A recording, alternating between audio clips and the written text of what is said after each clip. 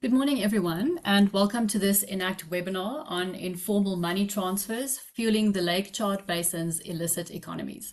My name is Carina Bruwer, and I am the Unit Manager for the Wildlife in Trade Unit at the Endangered Wildlife Trust in South Africa. I'm also a former ENACT Senior Researcher, and I will be moderating today's discussion. Please note that there is English and French interpretation.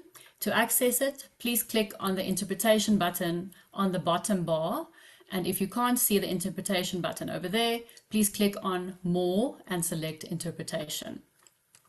So today's important conversation on informal money transfers that are fueling the Lake Chad Basin's illicit economies brings together critical voices working at the intersection of security, financial governance, and regional stability. The Lake Chad Basin remains one of Africa's most complex security theatres, shaped by insurgency, borderless commerce, and deeply entrenched informal economies. Within this landscape, informal money transfer systems, particularly hawala, have evolved into indispensable channels for trade, remittances, and survival. Yet, at the same time, as highlighted in the ENACT research that informs today's dialogue, these systems have become increasingly vulnerable to exploitation by criminal networks and terror groups. This duality of vital lifeline versus security risk is why today's discussion is important. This webinar aims to unpack how these systems work, why they persist, what can be done to ensure that financial inclusion does not come at the expense of security. We will explore the perspectives of hawala users and operators. We will examine the regulatory frameworks that enable their misuse, and we will consider practical bottom-up reforms that safeguard communities while addressing illicit financial flows. To guide us through these intricate topics, we have a very distinguished panel today. So first up will be Dr. Oluwole Ojewale, who is the Regional Coordinator for ENACT at the Institute for Security Studies in Dakar. Dr. Ojewale's extensive work, grounded in field research across the Lake Chad Basin, offers rare insight into the evolution, the drivers, and security implications of informal money transfer systems in the region. After Dr. Ojewale, we will hear from Mamadou Sahu, who is a policy officer at the Intergovernmental Action Group Against Money Laundering in West Africa, based in Senegal. Mamadou will help us understand the compliance and regulatory challenges that West African states face in strengthening their anti-money laundering and counter-terror financing systems. And we will also learn from him what lessons regional institutions can offer moving forward. After the two speakers' presentations, we will open the floor for conversations and questions from the audience. Please do note that we are being broadcast live on YouTube, and therefore Chatham House rule does not apply. So in other words, anything that you say can be attributed to you. We will also have a feedback form which will pop up on your screen at some time during the session, probably close to the Q&A session. So thank you very much for joining us today and for your commitment to strengthening financial integrity, regional cooperation, and human security in the Lake Chad Basin. I now invite Dr. Ojewale to present his findings on his ENACT research. Over to you.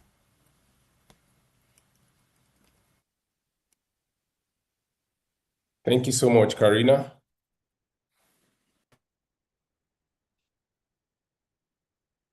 Let me know if you can see my slides. Yes, perfect. Okay. Thank you so much once again for the introductory remark. My name is Wole Ojewale, and I serve as the Regional Organized Crime Observatory Coordinator for the Central Africa at the Institute for Security Studies in our Dakar office in Senegal. For the past 6 months or more than that, we've been carrying out a research on the ENACT program looking at informal money transfer in the Lake Chad Basin.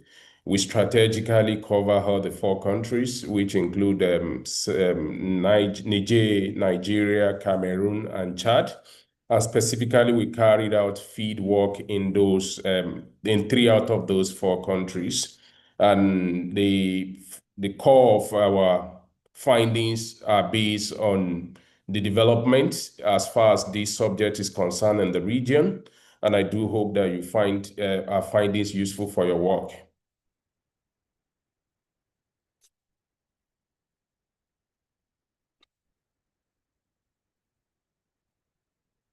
So I want to start on the note that this particular research is a co-produced publication, in the sense that it is largely informed by our partners in the Central Africa.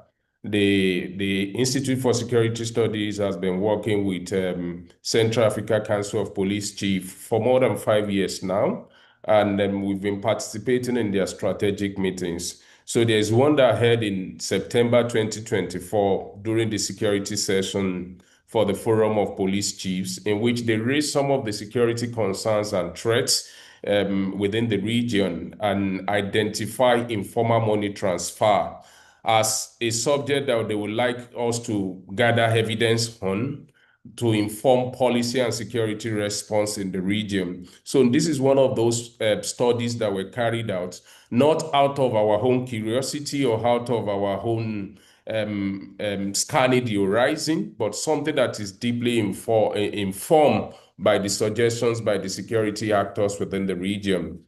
So we embarked on the research, and then we went to the field, like I mentioned earlier. And then the focus of our conversation in the course of the research was on informal money transfer. Informal money transfer, broadly speaking, in different contexts, has different meanings. And in the context of where we work, we had different names, but everything come under the umbrella of informal money transfer. And it's a crucial but understudied research-focused research area within the Lake Chad Basin. Even though it has been in operation for more than 6-7 decades, people have been using this particular system. It supports local economies, remittances, trade, and social safety nets. But amidst all these opportunities that exist for financial inclusion are also regulatory concerns about transparency, the possibility of illicit money transfer, and how that also jeopardizes counter-terrorism operation, knowing fully well that the oxygen of terrorism is also this financial contribution, this financial architecture that could aid or possibly also challenge counter-terrorism operation. It operates largely outside state oversight in the region that we cover. And then as a matter of conceptual clarification, Financial Action Task Force has defined this system as arrangement for transferring value settled via trade, cash, or netting outside formal banking system. It is commonly used in regions with poor access to formal banking, an observation that is also supported by a series of studies that have been carried out by scholars and including financial institutions like IMF. It is valued for efficiency, simplicity, and the foundation for this informal money transfer system, which is popularly known as Awala in the region and Bada in some places where we cover, is that it is based on trust. People give out cash expecting that another person is going to also give it to the intending person or the person that needs the money at the other hand, whether within the country or cross-border operation, based on that trust factor. So we have 6 strategic objectives for this research, which was to identify and examine the operational structure of informal money transfer in the region. We also identify and examine the drivers and enablers of Awala in the Lake Chad Basin countries. We also appraise the integration of the Awala to digital communication, fintech platforms, and formal financial systems. And we examine the criminal exploitation of the system. We analyze the challenges in regulating and monitoring Awala. And lastly, we propose policy recommendations to strengthen financial regulation and prevent its exploitation by organized crime. As for the methodology, like I mentioned, we carried out the study in 3 countries out of the 4 countries in terms of actual field work, but in terms of literature review, gathering additional evidence through snowballing, we got information about how it also operates within Niger. So we carried out 15 key informant interviews in northeast Nigeria, in Maiduguri. We also carried out interviews in Kuseri, in Mora, in N'Djamena in Chad. And we found out that Douala plays a very critical role. Douala is the commercial capital of Cameroon, which services other countries like Chad in terms of import and export.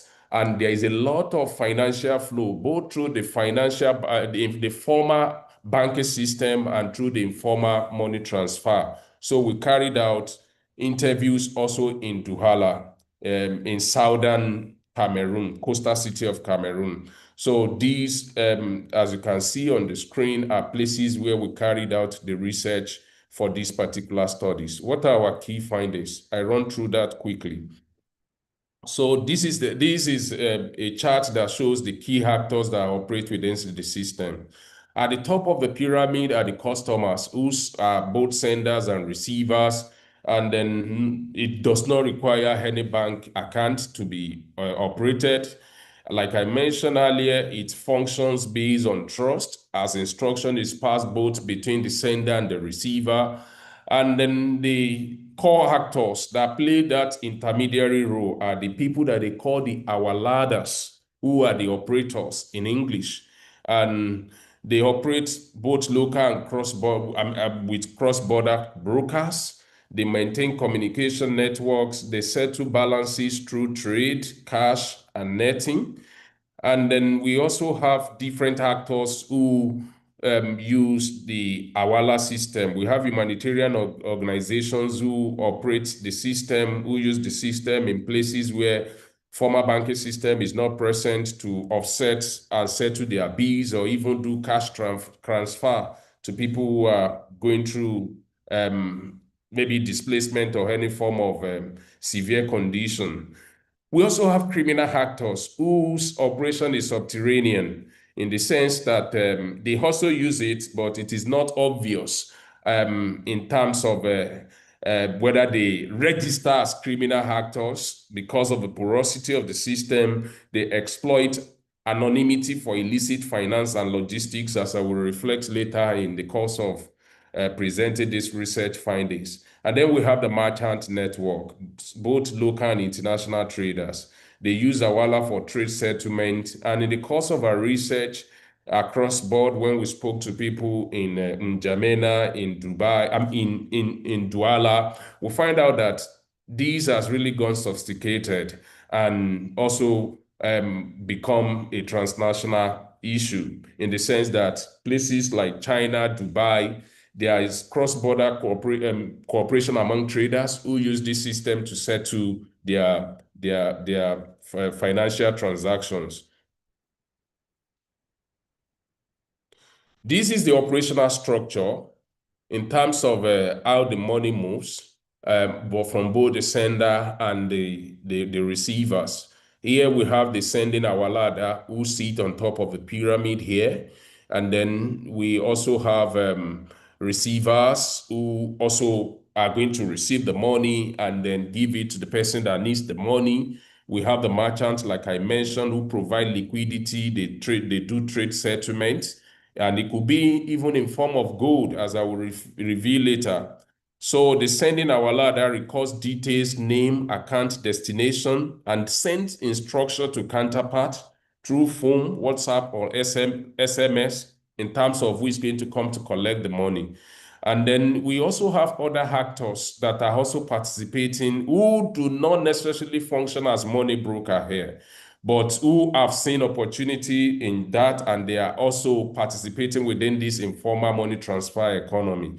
They are the transport agencies who created a parallel business within their bus station, and then also have a desk in which people who want to send or receive money can come to. These operate largely in Chad. And then we also have, like I mentioned, it is based on trust and is driven by communication, and it is liquidity dependent. In other words, the person that is going to give out the money must be liquid enough to be able to settle the receiver at the other hand. And it functions based on informal settlement mechanism, on recognition, on trust, like I mentioned. And I want to talk about the drivers and enablers of informal money transfer in the LCB. The number one factor is the cross-border trading. which has gone for more than a century in terms of the trans-Saharan trade routes, how people have been traded for over 100 years, and the fact that there is also socio-cultural linkages across Africa before the partitioning of and the emergence of the modern state. We find out that the people that are living in modern state in Africa, particularly across the borders, it is usually the same tribe that is found on both ends. And because of the cross-border trading that have lasted for centuries, they've also found a way to now integrate this Awala system into their daily transaction across the border. But more strategic driver is the challenge of insecurity and terrorism in the region, which largely has affected banking operation in most part of the region, particularly in places where terrorism has been home for more than 10 years now. Telecom infrastructure have been destroyed. Bank could not penetrate those places any longer. We have example of northeastern Nigeria that has about 13% banking penetration. I mean, formal banking penetration. People in those places, as a result of this terrorism and insecurity, have had to resort to the informal money transfer system.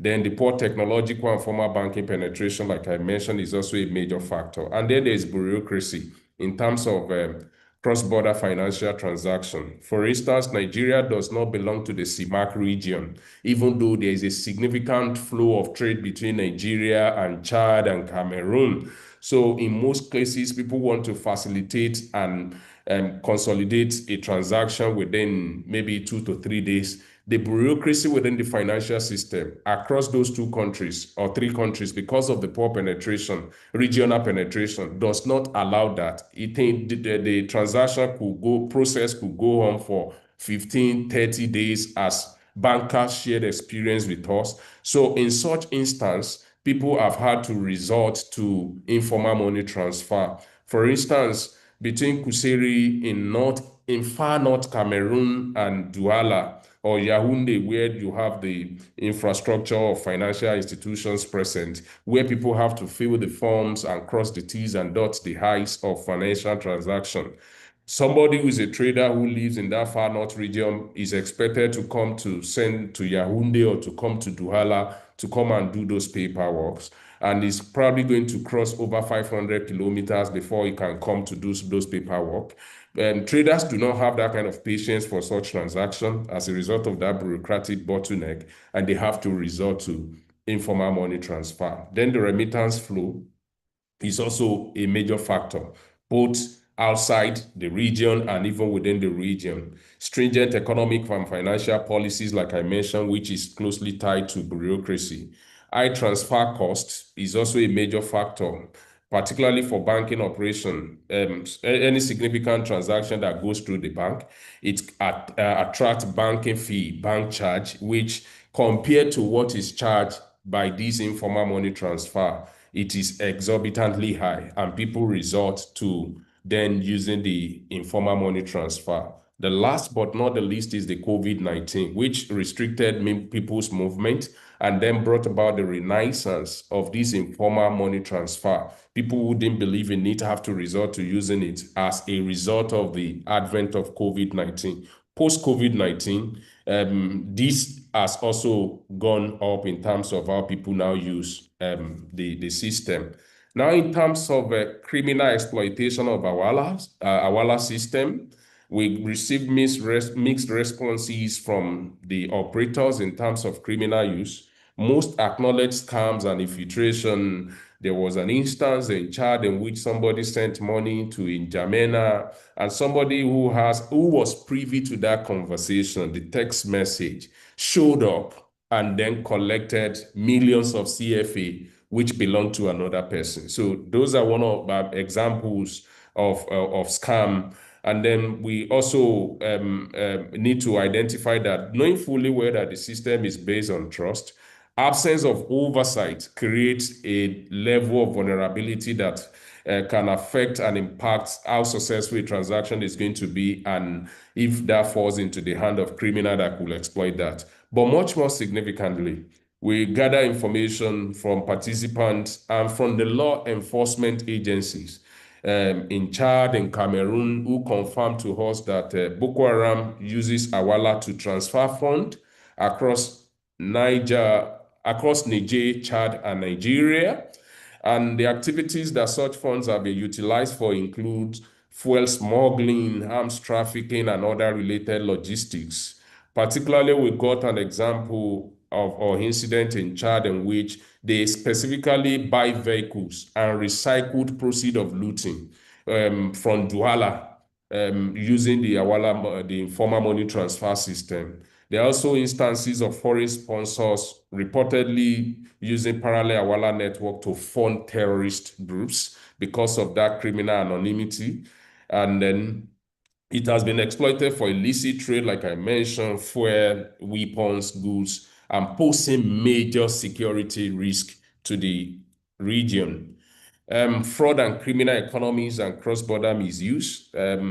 Informal transfer deprive the state of tax revenue and conceal origins of fund. It is used by drug dealers, smugglers, illegal gold miners, diaspora workers, with some proceed linked to crime.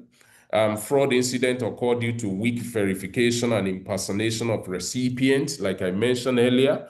It's different from the former banking system in which you have to provide a means of identity before you give money. And then there's also that possibility of raising a red flag if there's any suspicion at all. All these do not operate within the Awala system. And it facilitates movement of funds from Nigeria, China, India, UAE, Libya, Algeria, Mali, and Central African Republic. You know, some of these countries that I mentioned have also become epicenter of banditry, criminality, and terrorism, and that possibility of the examples and incidents that I mentioned earlier do exist. We find out that authorities struggle to distinguish lawful remittances from illicit flow because of the absence of the know your customer, the KYC mechanism that exists within the former banking system.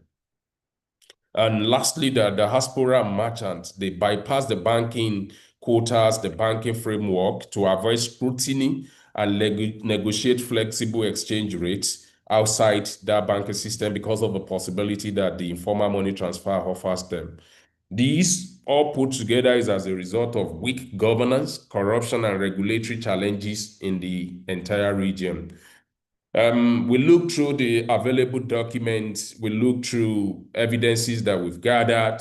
There is no one single piece of legislation or policy yet that the countries have put in place to actually focus on this particular informal money transfer because it is elusive and the entry point is also very, very low. The bar is very low. Students can participate. Anybody can step in. Even regular merchant can open a parallel shop in which they operate this system. The operators are largely unlicensed, unregistered, and they rely on ethics and peer monitoring, which is not sufficient enough to address the vulnerability that we have raised. In terms of the feedback that we got from authorities, they note corruption risks are evident in operator collusion, bribery, funds from unknown illicit sources. And they struggle with absence of legal framework, weak financial intelligence unit and enforcement capacity, and how to balance security with financial inclusion. Because this region where this system is also operating doubles as a place where economic development is very, very low. People rely on this particular system as a form of financial inclusion.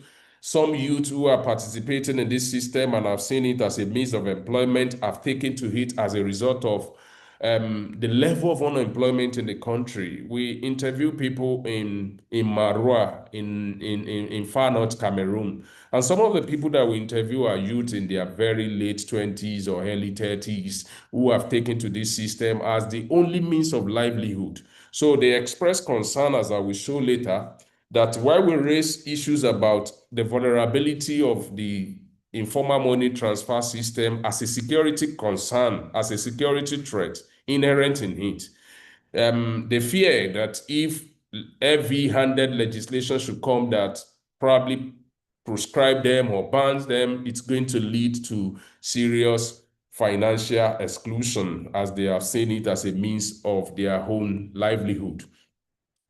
Now, these are array of thought in terms of perception on regulation and pathway forward when we try to elicit responses from the operators and even the customers that are using the informal money transfer system.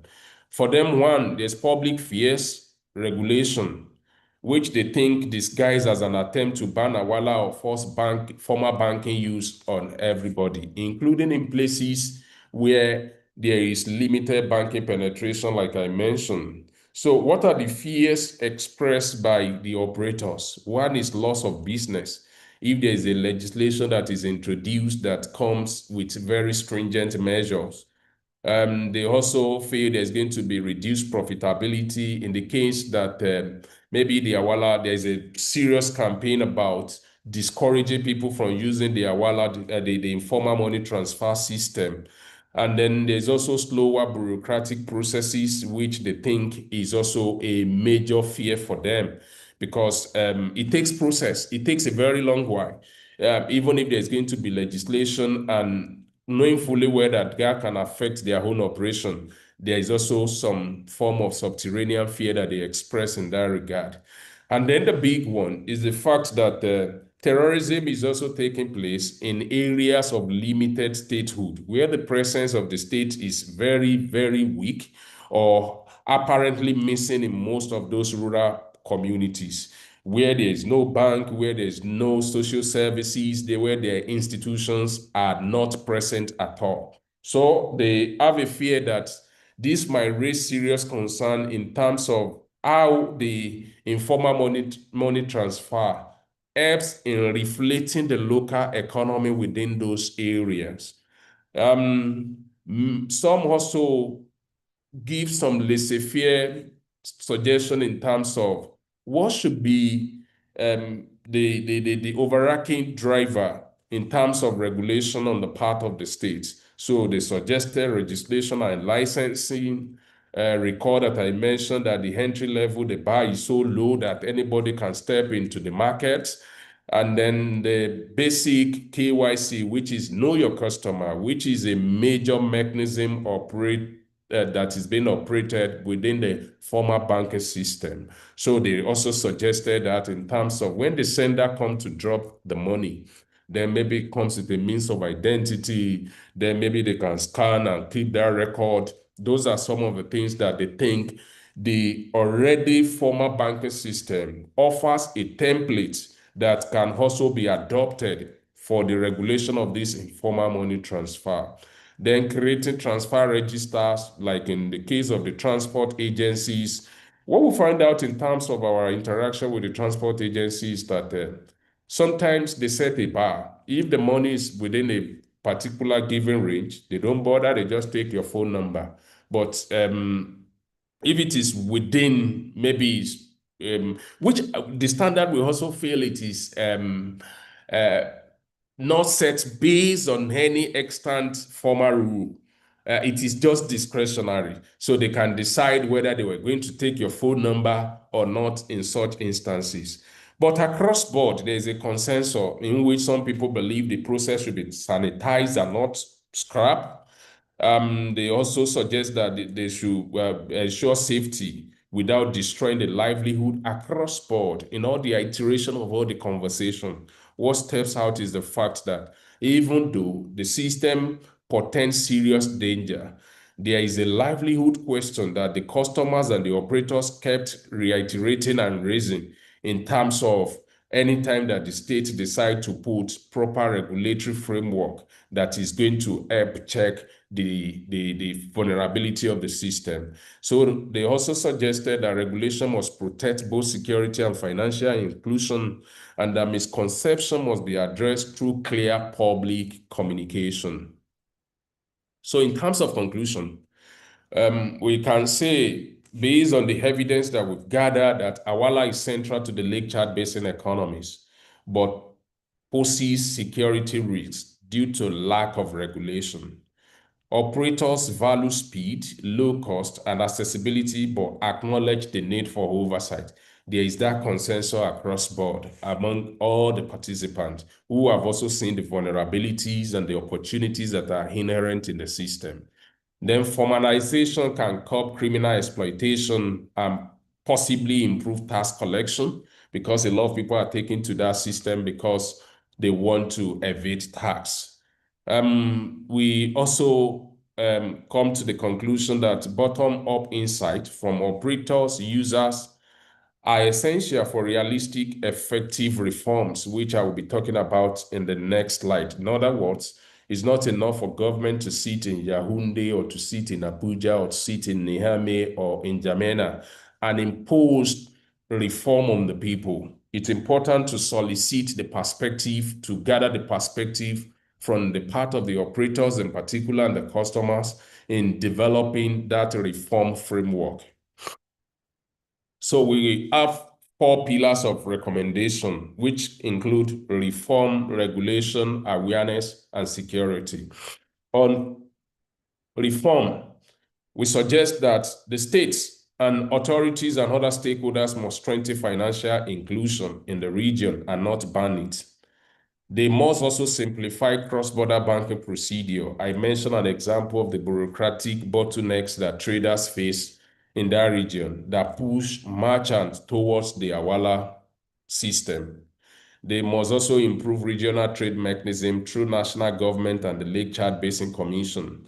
The region, the Lake Chad Basin countries are split within 2 regions. In terms of having Cameroon and Chad on one side and having Niger and Nigeria on the other side. But the volume of trade that is taking place within those 2 divisions also imply that there is a need for coordinating mechanism that simplifies trade, even though they belong to different regions, but they can be seen as a subsidiarity in the sense that a different mechanism can be created that fast-track trade and help trade to be done seamlessly within the region. And we suggested that the Lake Chad Basin Commission, which brought together the 4 countries, can also spearhead this, even though it's addressing other issues within the region. And there's a need to revisit the charge by the bank and the complex documentation for international transfer, especially in Cameroon. In terms of regulation, yes, like I mentioned earlier, registration is key and issuing of licenses to the operators. And this can be done by building a database at the local level, at the commune level, at the local government level. And then the know your customer mechanism is very, very key in record keeping and helping to check compliance. And using digital tools, WhatsApp, mobile money to enhance traceability. So we saw some form of integration of digital communication in that regard.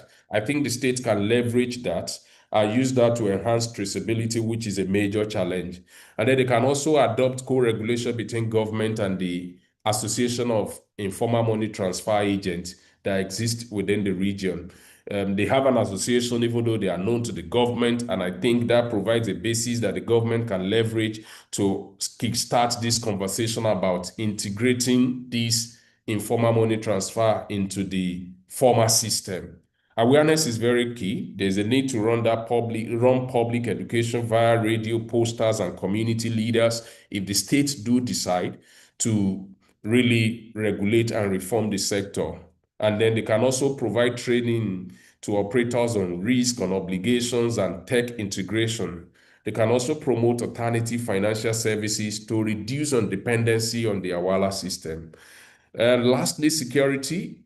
There's a need to implement proportionate know your customer mechanism through IDs, phone numbers, just as it is done in the regular Western money transfer or the regular banking operation, in which we know the origin of the money and we know the destination. And if the financial intelligence unit want to raise a query, then they know who to meet.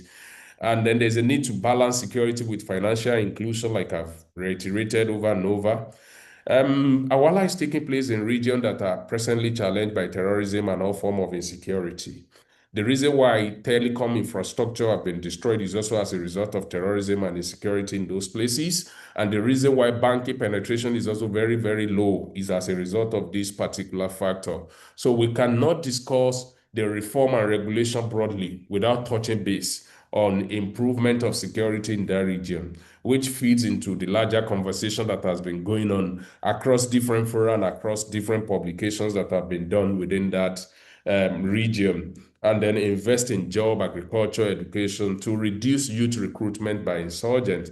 Now, financial architecture that they leverage on is also a function of the vulnerability that the state absence have provided in that region. And then they also leverage some of these informal money transfer to drive recruitment, to offset their bills, and to finance terrorism, because recruitment is also very, very integral. So it's very, very important to look at this broadly, from reform to regulation, awareness, and security, which forms the backbone of the challenges that aids the proliferation of informal money transfer in the region. Thank you so much for listening to me.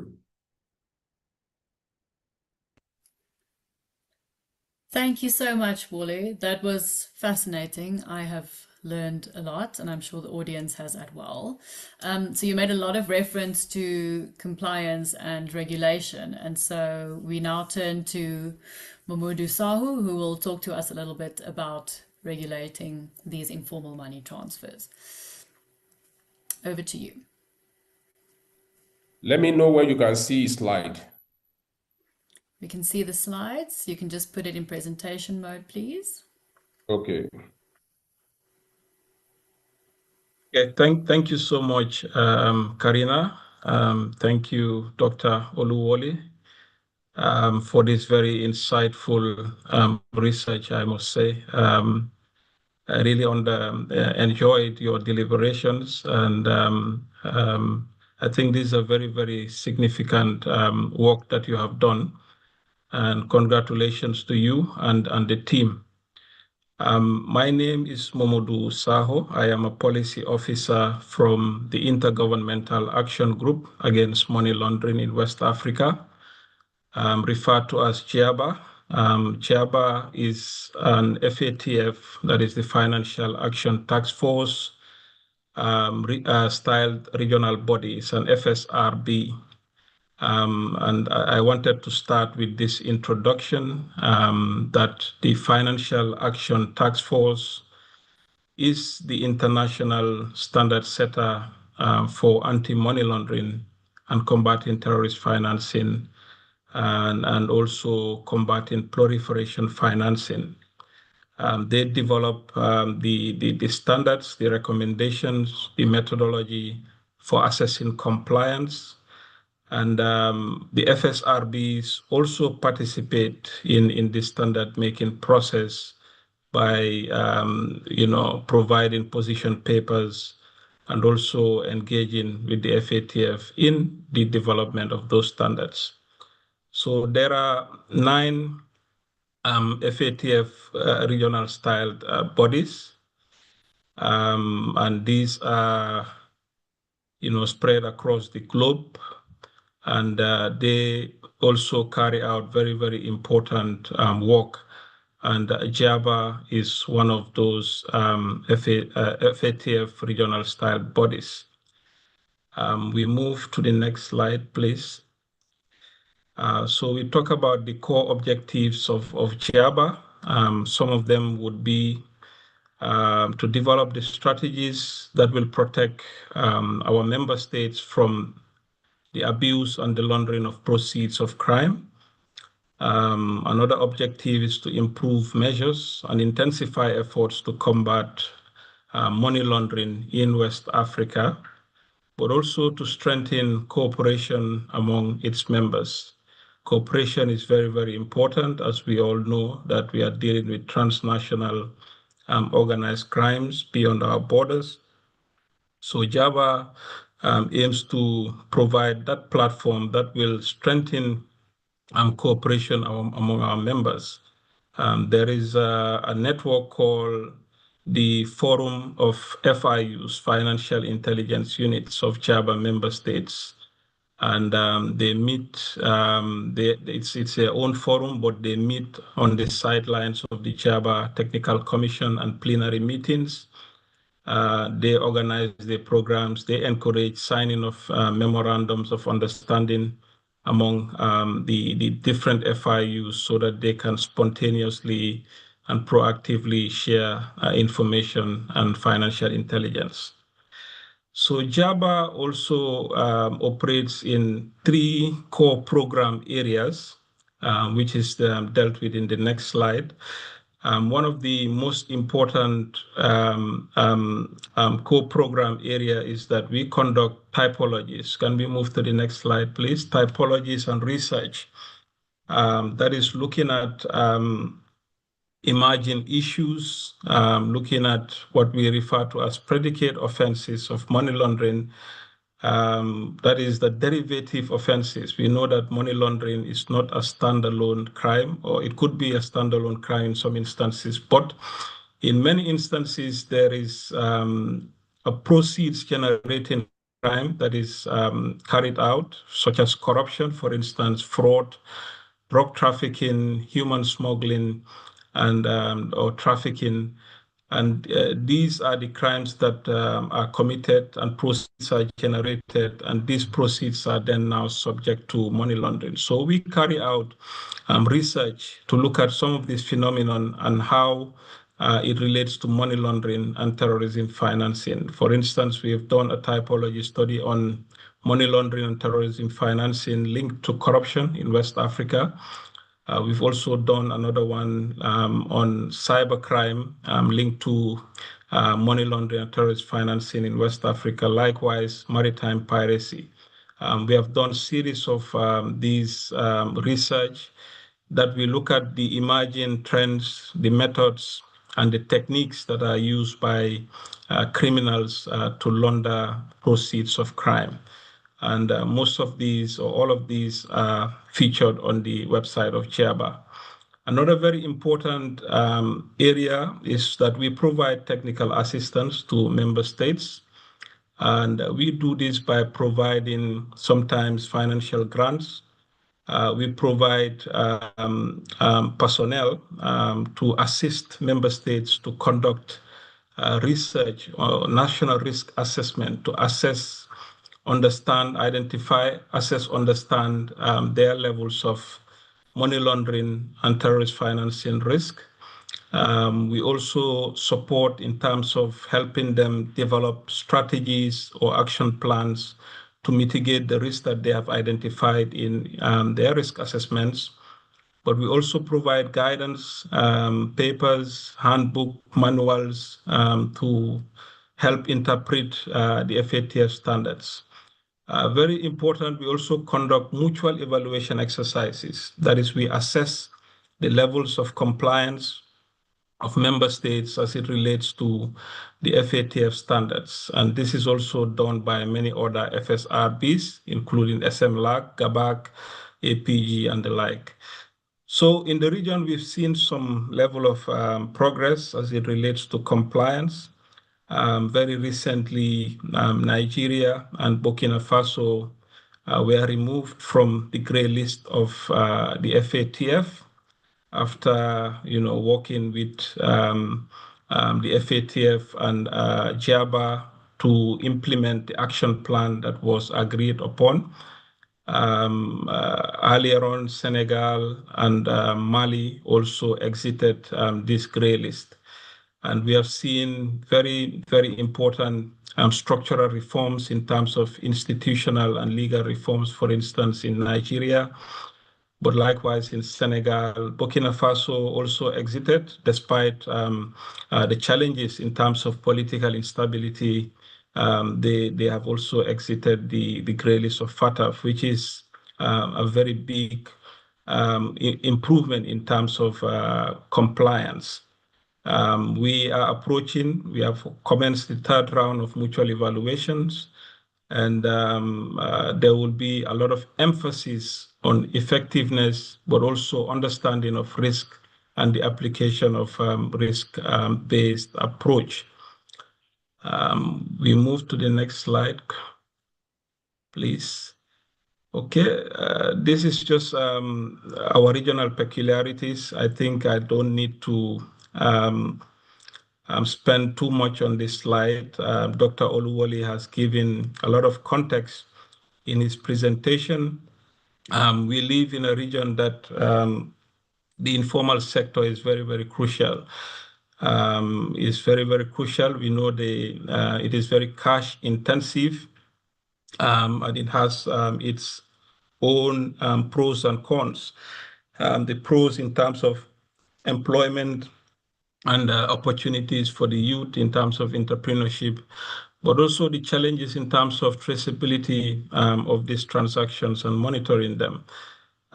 We also know the challenges when it comes to the exploitation of these trade corridors for illicit purposes.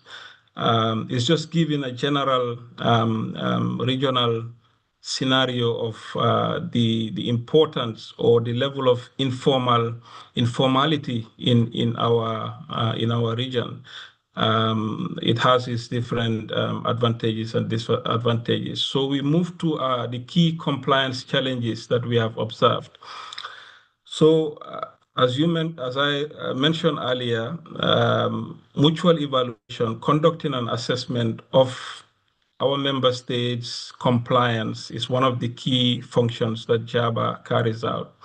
So we have done the second round of mutual evaluations, and we have evaluated 17 countries in the span of 9 to 10 years. And these evaluations actually take on average 18 months to carry out per country. So it's a very intensive exercise, and it has laid out procedures and processes to follow. And these are meant so that the report follows a very, very methodological process so that it is a fact-based findings as well.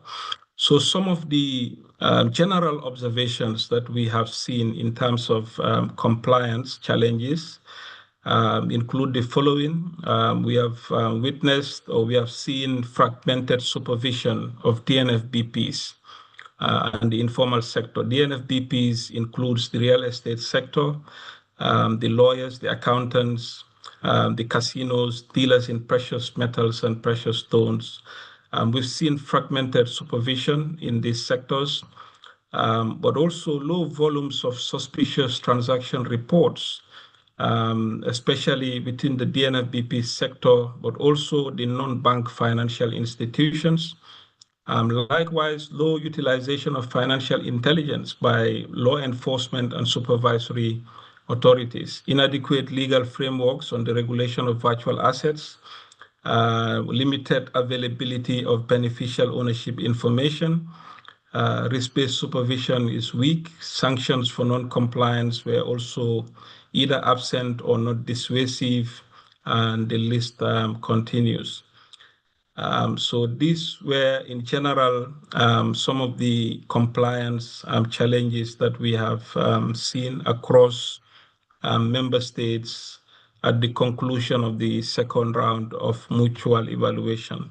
So I'll look at some of them very, very briefly, starting with beneficial ownership issues or money or value transfer. Let's start with money or value transfer systems, which is in line with the research that is carried out by ENACT, the ENACT project.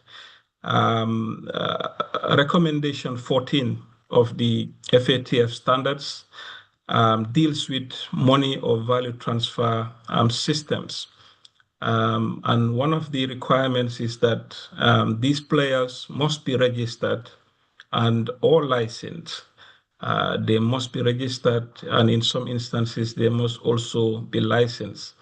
There is also need for countries to ensure that they take steps to identify those that are not registered or not licensed, but they are operating, And some of these measures could include use of regulatory and industry information, looking at the licensing and registration applications, looking at those applications that were refused or withdrawn, looking at the marketing activities, whether it's online or other means, and also very importantly, these MVTS normally would have associations, and they would know the players in the market that are not registered or licensed. So that would be a very good source of information. But also reports and intelligence, such as suspicious transaction reports, whistleblower information, police and intelligence insights would also help countries to identify these players that are not licensed or registered, but also cross-border financial data from international funds transfers or cross-border money movements.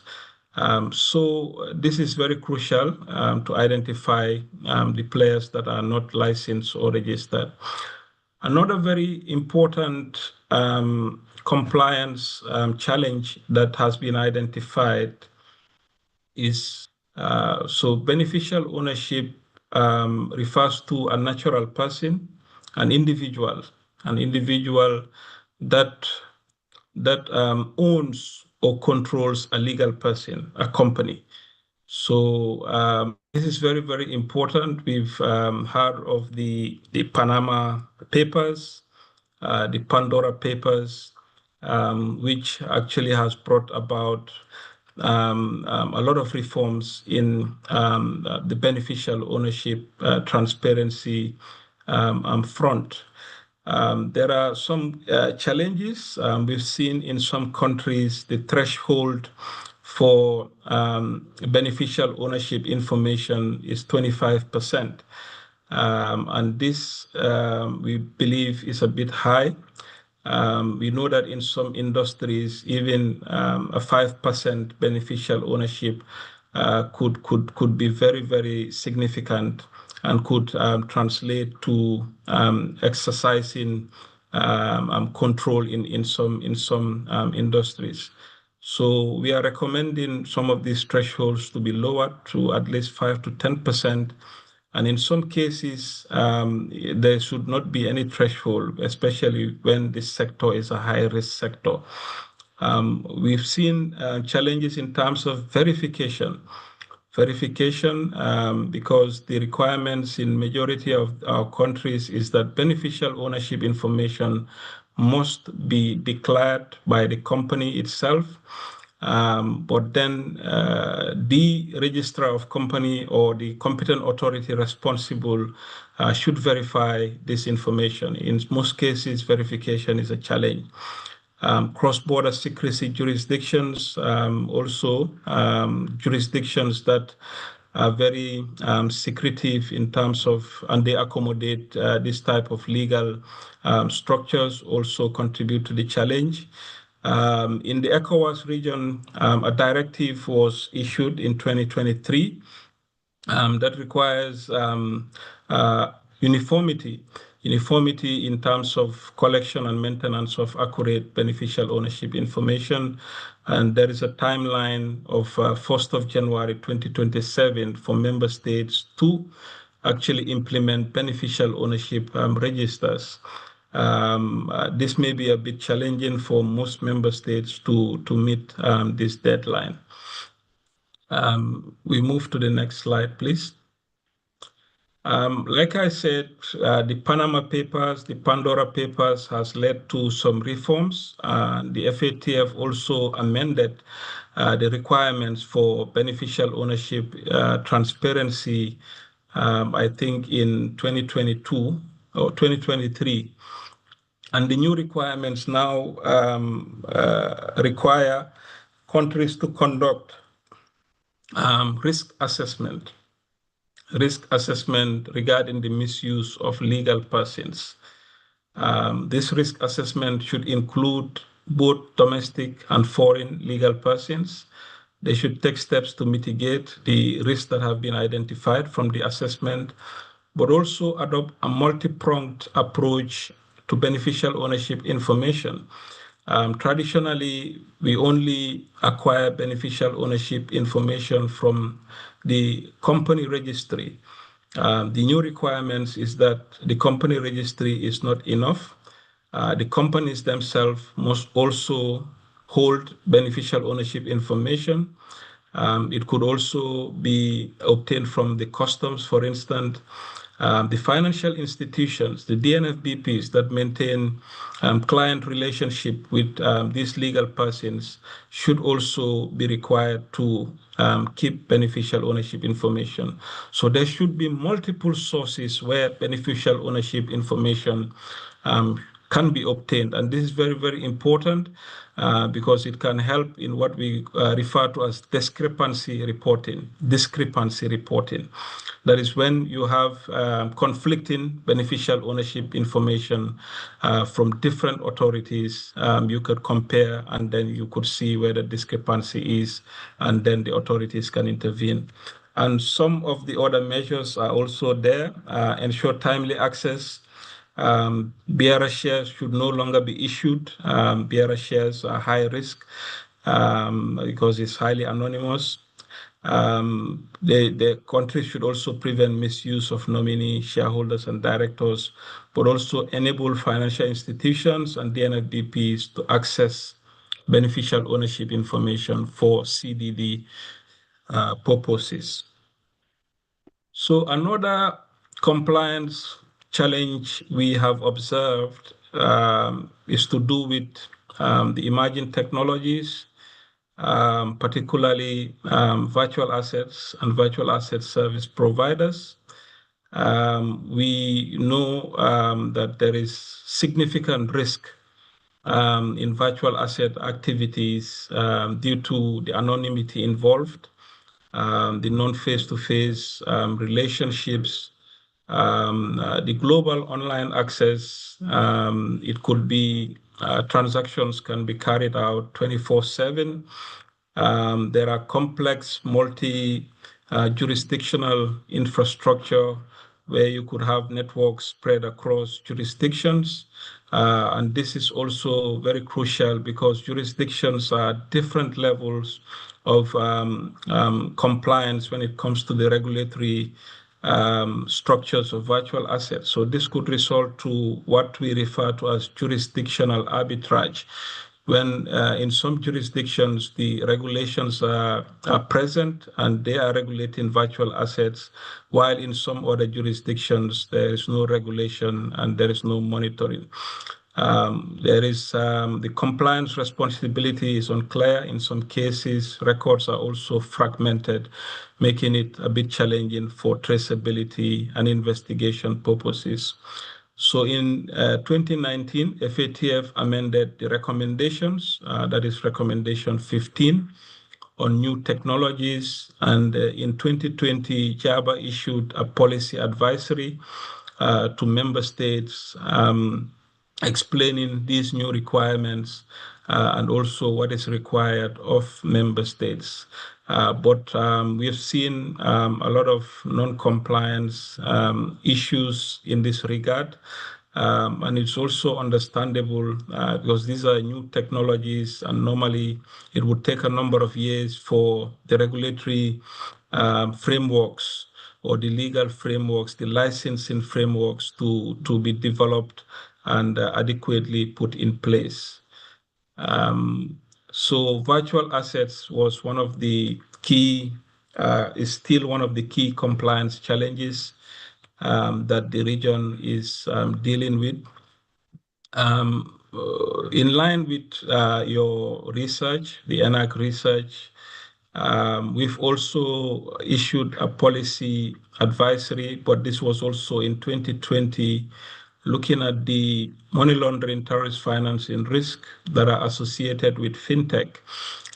We know that fintechs are very, very important as they also promote financial inclusion. And we have seen a rapid evolution, especially when it comes to mobile money.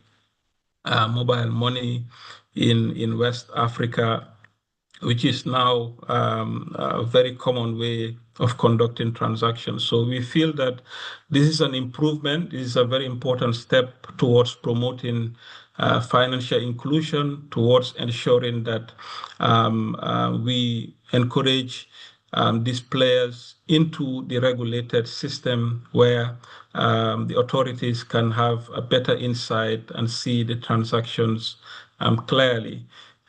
But we've seen a few challenges in terms of the awareness, especially as it relates to the possible use of these for money laundering or terrorist financing, especially utilization of someone else's wallet for some of these criminal activities. Challenges also exist in terms of the agents that issue out SIM cards, particularly, especially if they are commission related. They would be more geared towards selling and making commissions rather than following the proper regulatory processes if the systems are not, or the enforcement is not there. System challenges also persist. Likewise, monitoring and regulatory challenges as well. So we move quickly to the second to last slide. I think I've talked about DNFBPs. This is a very broad sector involving real estate agents and companies, casinos, dealers in precious metals, precious stones. Most of them, some of them are high risk, especially real estate. The risk may vary from country to country, I must say, but in general, we normally perceive the real estate sector in our region as high risk. This is due to the numerous challenges. The legal frameworks in most of our countries are not adequate. There's a lot of cash involvement in some of the transactions. But the legal reforms are also underway to also ensure that these controls are in place.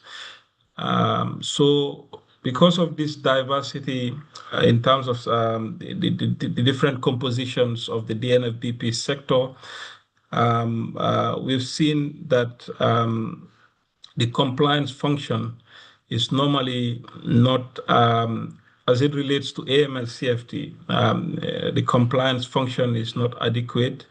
The internal controls, the internal audit functions in terms of AML CFT are normally not adequate.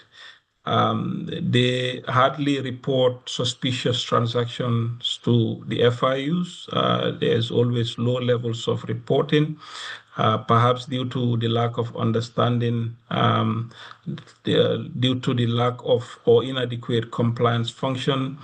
There is also lack of knowledge and understanding by most of these supervisors of these DNFBPs as it relates to AML CFT, and also the measures to prevent criminals from becoming beneficial owners of some of these DNFBP sectors are also inadequate. So DNFBP poses a lot of challenges in our region, and in some cases, they could be used as conduits for money laundering in particular. And in some cases, we've seen now the issue of illegal gold mining in some of our countries, such as Ghana, Burkina Faso, Cote d'Ivoire. These things are highly prevalent.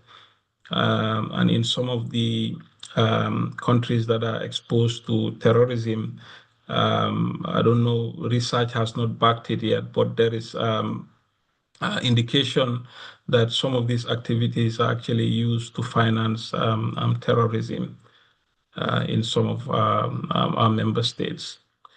So in conclusion, I think we face numerous challenges when it comes to AML-CFT compliance.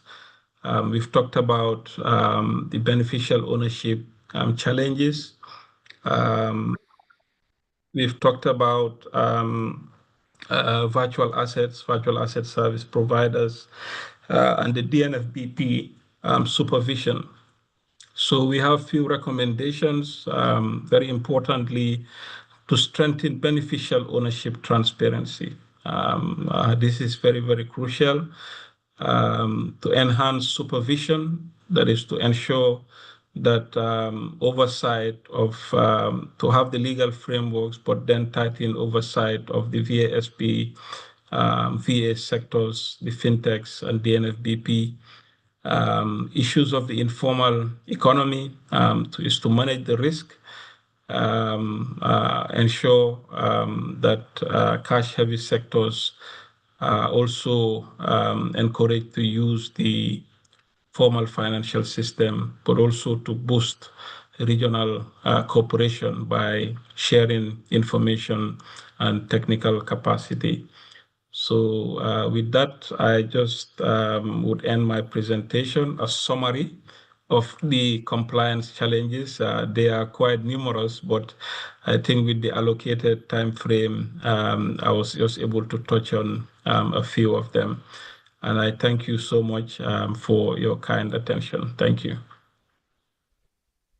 Thank you very much, Momadou, for those insights, really helping us understand some of the challenges with regards to compliance and regulation that West African countries face when it comes to the AML and CFT financing systems. So now we have time for question and answer session. I am going to check the chat. If there are any questions, I see hands being clapped. I don't yet see any hands raised. There, I see the first one.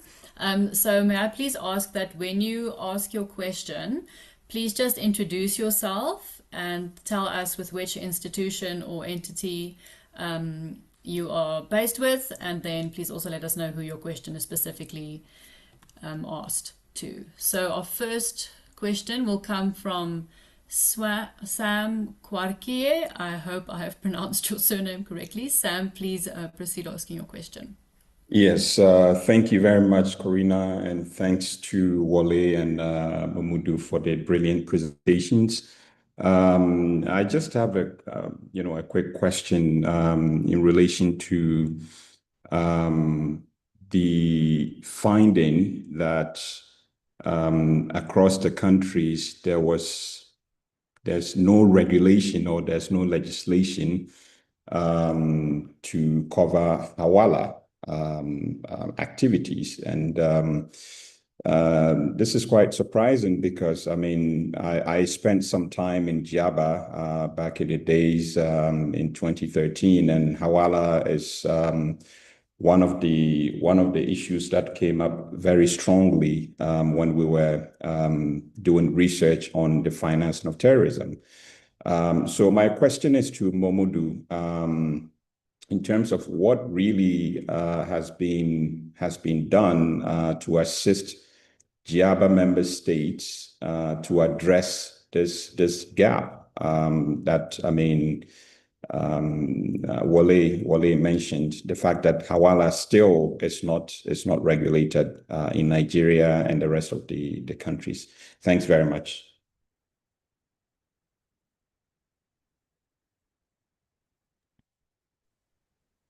Okay, thank you so much, Sam, for that question.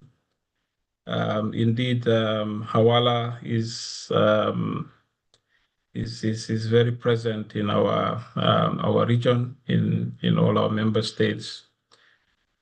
So I think maybe let me just start by saying probably there's a thin line between illegality and informality, and that is a very challenging issue to actually deal with.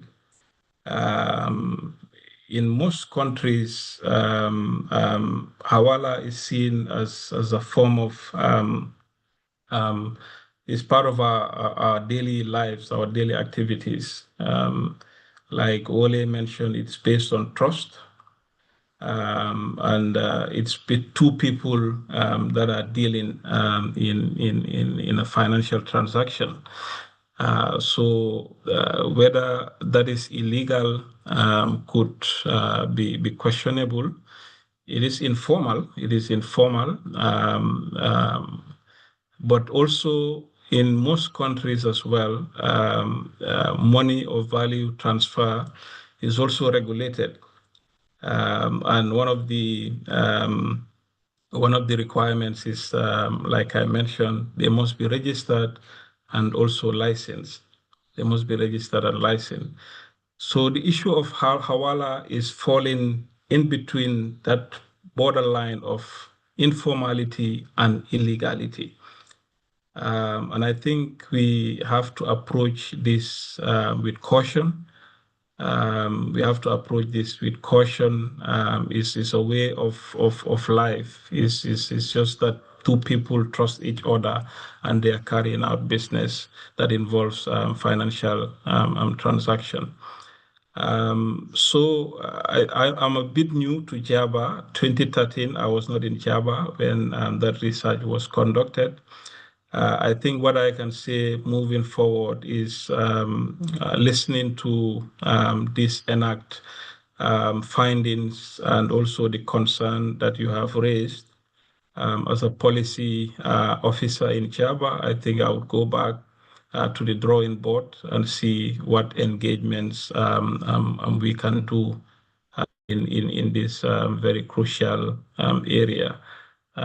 Because really, there are instances that this has been utilized by terrorist organizations to move their funds, and terrorism is obviously high risk. And if research has backed this, then I think there must be some interventions. So I think I can go back to the drawing board and take this as one of my assignments and see what sort of initiatives we could do. We could partner up with ISS and other partners to see what sort of policy engagement or policy initiative we could come up with to deal with the issue of hawala. Thank you. Thank you so much, Mamadou. I think that is music to Wole's ears, knowing that you are willing to take up that that priority. Wole would just like to also add something. Yes, thank you so much, Sam. Thank you so much, Mamadou and Carina. I just want to add, in terms of the issue that Sam raised with respect to looking at the possibility of legislative response. I will cite an example. Originally, when this research was designed, and in my introductory remark, slide, I mentioned that it was informed by the suggestion of the Central Africa Council of Police Council of Police Chief at their security meeting in Yaoundé. Nigeria was not even mentioned. This happened as it just happened by circumstance. We went to the Lake Chad Basin Commission conference in Maiduguri, and some of our colleagues who came from the Central Africa had a financial challenge. They needed money. And they said, oh, let us find out. Maybe this that worked in Central Africa, Cameroon, Chad, and all these places is also available in Nigeria. As someone who's from the Western West Africa, I told them straight away that we don't do that here. They said, oh, let us check. To my surprise, the system is deeply entrenched in the northeastern part of the country as a result of cultural and religious affiliation which lasted several centuries. I'm raising this to say even the policy makers, the people at the state actors, like in the case of Nigeria, probably are ill-informed or are not even aware about how deeply entrenched the system is in the country, and this can also be applicable to other parts of the region. So the fact that there's no interest or committed expression in terms of raising a policy or legislative framework can also be a function of awareness that is available in the society. But I'm happy that Momodu mentioned, as they work with state partners, that they will be willing to take this further. Thank you so much. Thank you, Wole. Then we have quite a few questions in the chat now. Thank you everyone for adding these. We'll try and make our way through them all by 12:30 when we are concluding. So Julius Dharma Joel has said very good presentations.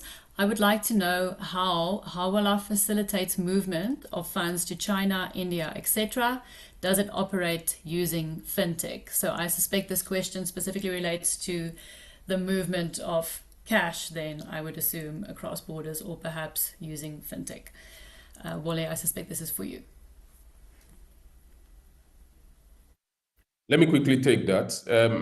The instance that we mentioned in terms of the evidence that we gather with respect to China and Dubai, to be specific, is not a low-level financial transaction. We're talking about traders who export timber to China, for instance, in Cameroon, traders who export gold to Dubai from Chad, who do not necessarily have to, while they are coming, carry the cash when they are coming back. So it's about looking for middlemen who can offset the money, for instance, and as an example. So they take timber to Cameroon.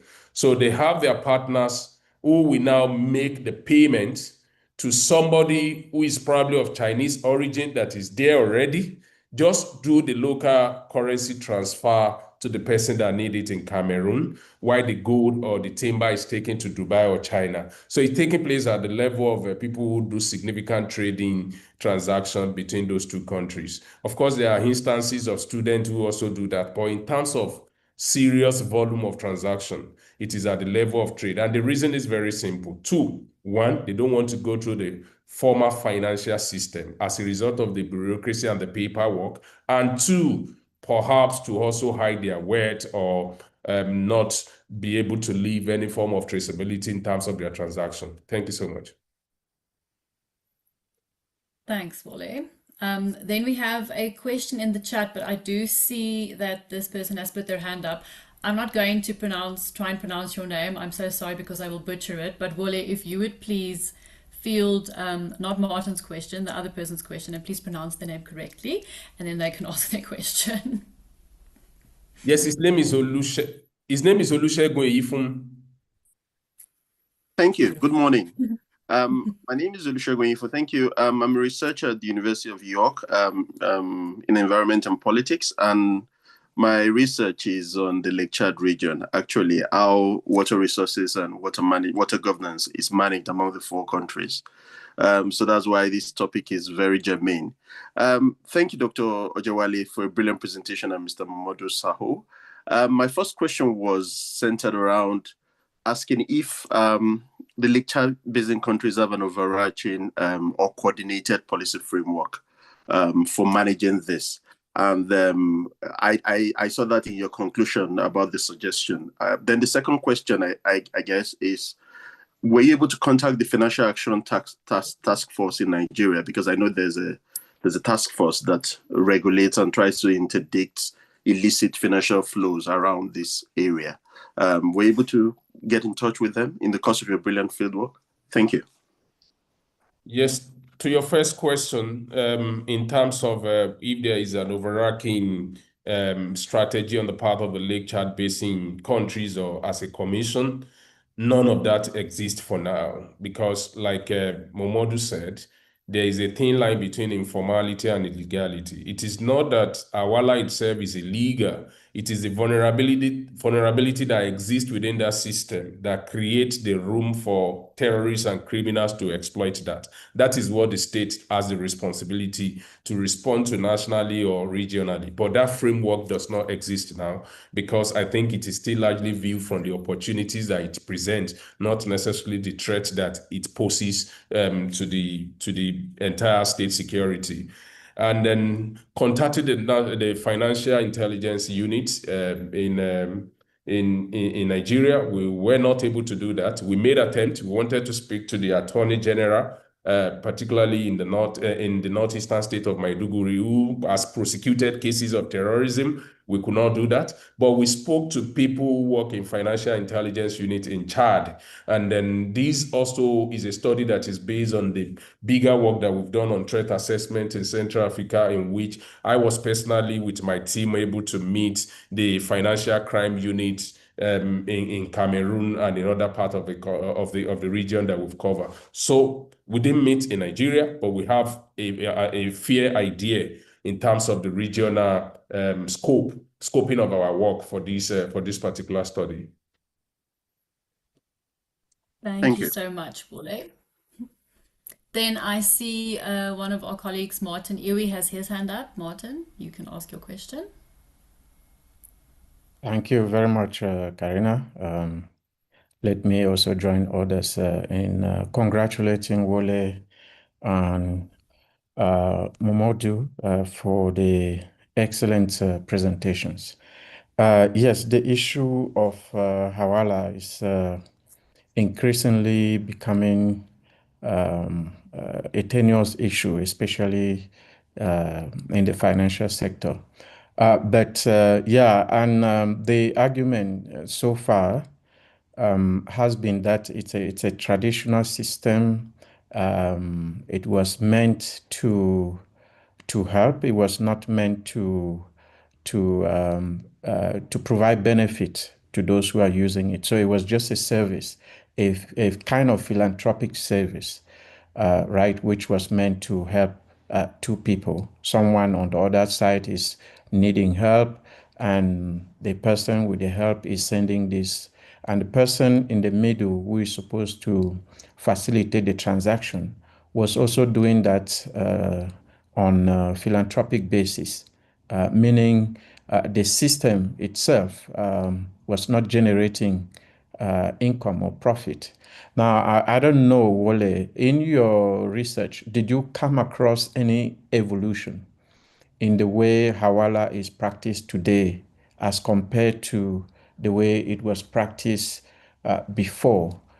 Because if there has been any evolution, then it will justify the recommendation that you are making, that we need to start looking at how we should regulate it. And I will also draw your attention to the growing phenomenon of Islamic banking. It came up as a solution to provide Muslims who could not use the regular banks because of cultural, religious issues. So Hawala fell into that system also, that it was to enable people who have specific culture, religious beliefs that did not warrant them to participate in a financial system that was profit-based, right? So if that has changed, then certainly we need to make a case for regulation. But you will have also seen, Wole, because it is not just Hawala. If your research in Cameroon will have also come across what we call in Cameroon the Njangi system, right? It's a financial system where people contribute money and give to one another and so on. That system is not regulated. It belongs to the informal sector, right? And it has been there because people of certain customary tradition come together, contribute, and serve one person, and it's normally for a specific project that you want to do. So what did you find in terms of the evolution and the practices of Hawala system? Is it consistent across the different countries in the Lake Chad Basin, or there are nuances or differences in each country? But my biggest question is really about did you find any evolution in the way Hawala is practiced today? Thank you. Thank you so much, Martin. Yes, I just shared the link to the report. We do not have all the time to talk about everything that the report is all about. We just presented the key findings. And then, yes, in terms of evolution, of course, it started as an Islamic way of transaction, in the sense that historically it originated from Asia, and in places where Awala has also been present within a region, you find out that it also follows seriously that religious part. Yes, I will tell you that it has evolved from what it was because of how the society has also evolved. We're talking about these and concerned about the vulnerabilities there because of what security looks like in some of these countries now, and the possibility of criminals exploiting it because of that anonymity that is enshrined into it, the traceability that is lacking. I think it has evolved seriously across border, and it has also evolved to the point that it is now being integrated into the fintech platform, in which people can actually give money to somebody and they are going to go to the bank to withdraw it. But that is still at a very limited stage. Now, what do I see between Nigeria and Cameroon or Chad, for instance? I think the advancement of the system in the Francophone countries that I mentioned, for instance, is also a reflection of the fact that mobile money transfer system is at a very advanced stage in those two countries. And it becomes easier for people, if they don't patronize the informal money transfer system, to patronize the other form, which is the mobile money. And it has now been integrated into that sufficiently. Now, in Nigeria, mobile money could not succeed. And so therefore, anybody that wants to make transaction, apart from what I saw in northeastern part of Nigeria, and which I believe, although we're not able to test that, in commercial cities like Kano, Sokoto, to see how much of that is also integrated in terms of linkages to Niger, Chad, and other places where there's a significant flow of trade. So I think there is that difference in terms of how it has penetrated in Nigeria and how it has penetrated in these other countries. That is a unique difference that we saw. But the vulnerabilities are there across board, whether in any of those countries, particularly considering that they have peculiar security challenges. I do not have all the time, but just bear with me with this limited response. Thank you so much, Wole. So we have about 3 minutes left. I would like to give each of our speakers 1 minute for final remarks. So Mamadou, I don't know if there's anything that you wish to add as a final remark. Thank you, Carina. Also, thank you to all the participants for the interactions, the questions. I think this has been a very useful webinar. Personally, I have learned from the research carried out by the ENACT project, and speaking from the compliance perspective, but also from the policy perspective. I think going forward, there's a lot of work that we can do in the areas of informal or illegal money or value transfer systems, but also to cooperate in other areas of security-related or financial crime-related issues. I thank you all, and I'm very pleased that I was part of this webinar. Thank you. Thank you so much. Wole, any final words? Yes, I want to thank you, Carina, for these for helping us to chair this meeting. I want to thank everyone that has also participated. For me, it has also been a learning curve. I now realize that there are other areas that we need to uncover with respect to this research, which I think is on beat and forms going forward. In the coming year, we will also try to explore, particularly linking these to some of those issues that Momodu raised. So I just felt like we have only scratched the base. There are other nuances that we can also explore. And I want to also thank, I'm not the only person that did this field work. Rahul is in the audience, who also, we are co-authors and we did the field work together. I need to acknowledge him. And I also saw our field work in the northeastern part of Nigeria, Malami, who also assisted in bridging those local contact and helping to also carry out the interview with us. Thank you so much. Thank you, Eric. Thank you, Kat. Thank you, the participants. And thank you, Wole. I think in our former lives or next lives, we'd all want to come back as you and do your kind of research. So this then concludes today's event on informal money transfers fueling illicit economies in the Lake Chad Basin. Thank you again so much to our speakers, Dr. Ojewale and Momadou Sahu, and thank you also for the online audience and for the questions that you've asked of our panelists. Have a great week ahead, everyone. Goodbye. Thank you. Goodbye.